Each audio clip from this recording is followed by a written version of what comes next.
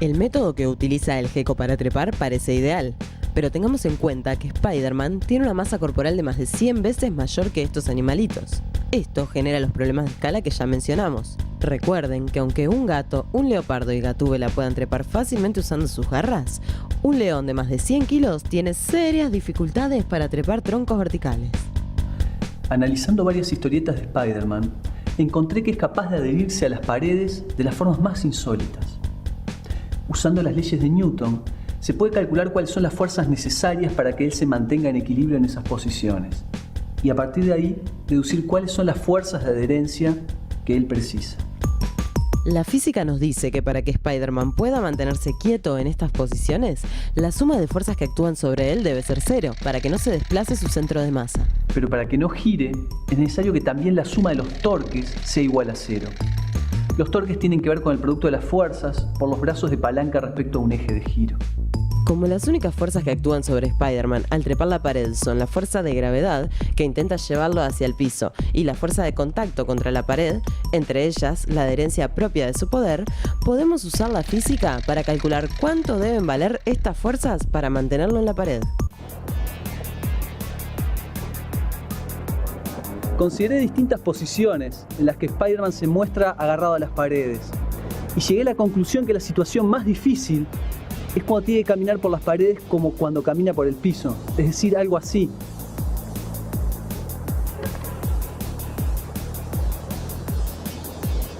Experimentos con geckos mostraron que la fuerza que puede ejercer cada una de sus microvellosidades es de 10 micronewton en dirección perpendicular a la pared y 190 micronewton en dirección paralela a la pared. Cada una de estas microvellosidades tiene un diámetro de unos 200 nanómetros. A partir de este dato, podemos calcular cuántas entrarían en el área de las palmas de las manos y de los pies de Spider-Man. Y con eso, podríamos calcular la fuerza de adherencia que puede lograr este superhéroe. Para sus cálculos, Ernesto estimó una superficie de 180 centímetros cuadrados para cada mano de Spider-Man y de unos 300 centímetros cuadrados para cada pie. Con estos datos, el hombre araña podría tener 600.000 millones de microvellosidades como las del gecko en sus manos, lo que le permitiría ejercer una fuerza de adherencia de 8 millones de newtons. Y 1 billón de microvellosidades como las del gecko en sus pies, lo que le daría una fuerza de adherencia de 13 millones de newtons solo con sus pies. Y a partir de estos cálculos, pude llegar a la increíble conclusión de que usando el mecanismo del gecko, Spider-Man podría lograr todas las posiciones que muestran las historietas con un amplio margen. ¡Uf! ¡Qué alivio! No tan rápido, Spider-Man. El principal problema de este método es que la adherencia es tan buena que es muy difícil despegarse cada vez que hay que dar un paso. Los geckos hacen un movimiento muy particular con sus dedos para poder despegarse. El problema que tiene el gecko para despegarse es similar al que tenemos nosotros para despegar una calcomanía. Si tiramos muy fuerte, se rompe porque la adherencia es muy grande. Si queremos despegarlo completamente, tenemos que hacerlo muy lentamente y a poquito.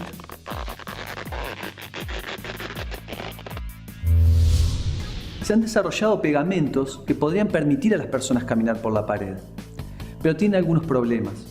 Además del problema para despegarse que tenían los geckos, en este caso el pegamento se puede ir gastando, lo mismo que ocurre con una cinta cuando la pegamos y la despegamos varias veces.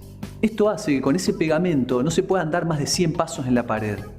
Esto puede ser útil en algunas situaciones, pero no nos daría la libertad de movimiento que muestra el hombre araña. Es que soy único. No tienen suerte mis imitadores.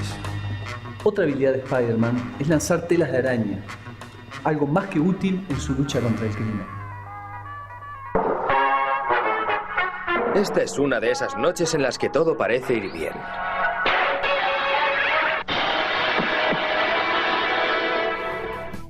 Sin embargo, un mal uso de las telas de araña pudo haber provocado la muerte de su primera novia, Gwen Stacy. O al menos eso es lo que argumenta el físico norteamericano James Kakalios en su libro La física de los superhéroes. En una historieta de Spider-Man de 1973, el Duende Verde rapta a Gwen Stacy y la deja caer desde un puente. Spider-Man, en el último intento desesperado por salvarla, lanza una tela de araña para detenerla antes de que llegue al piso.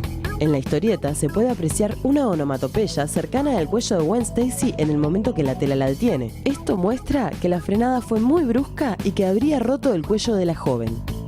Por otro lado, luego el Duende Verde dice que Gwen Stacy ya estaba muerta antes de la frenada. Él argumenta que una caída desde esa altura mata a una persona antes de que llegue al piso. Lamentablemente, esta afirmación no tiene ninguna justificación científica y es fácilmente rebatible por la experiencia. Los paracaidistas recorren largas distancias en caída libre antes de abrir sus paracaídas, y eso no produce ningún daño a una persona saludable. Volvamos al físico Cacalios. En su libro nos dice que si un cuerpo se está moviendo a una velocidad muy alta y queremos detenerlo en una distancia pequeña, deberemos hacer una fuerza muy grande. Para ver exactamente cómo depende esa fuerza de la velocidad a la que se mueve el objeto y de la distancia de frenado, vamos a utilizar algo que en física se conoce como el teorema del trabajo y la energía.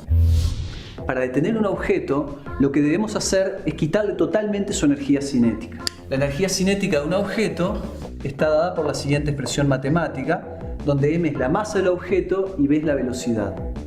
El teorema del trabajo y la energía lo que nos dice es que la variación de la energía cinética de un objeto es igual al trabajo realizado por la fuerza externa. Por lo tanto, para poder quitarle esta energía cinética al objeto, debo realizar un trabajo F por D, donde F es la fuerza media que realizo sobre el objeto y D es la distancia sobre la cual se aplica esa fuerza. Despejando de esta ecuación la fuerza necesaria para detener al objeto, tengo que F es igual a mv cuadrado sobre 2D. El valor de esta fuerza es el que determinará si la persona sufre un daño o no. Cuanto mayor sea esta fuerza, mayor será la aceleración que sufre la persona y por lo tanto más riesgo de que sufra un daño. Por lo tanto, para que el rescate sea exitoso, debemos tratar de que esta fuerza sea lo más pequeña posible. Eso se puede lograr logrando que este divisor sea lo más grande posible, es decir, que esta distancia D, la distancia de frenado, sea lo más grande posible. Por tanto, es importante aumentar la distancia de frenado. Eso explica que para caer de una distancia relativamente grande es importante flexionar las piernas e incluso rodar después.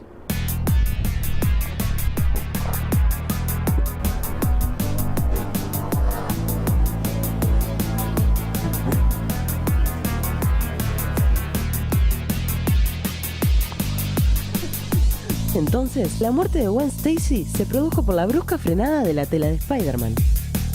En esto estoy de acuerdo, ya que la pista clave es el sonido del cuello de Gwen rompiéndose.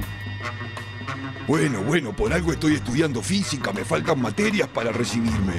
¿Habrá algún poder que tengan las arañas reales que puedan ayudar en esa situación? Las respuestas después del corte.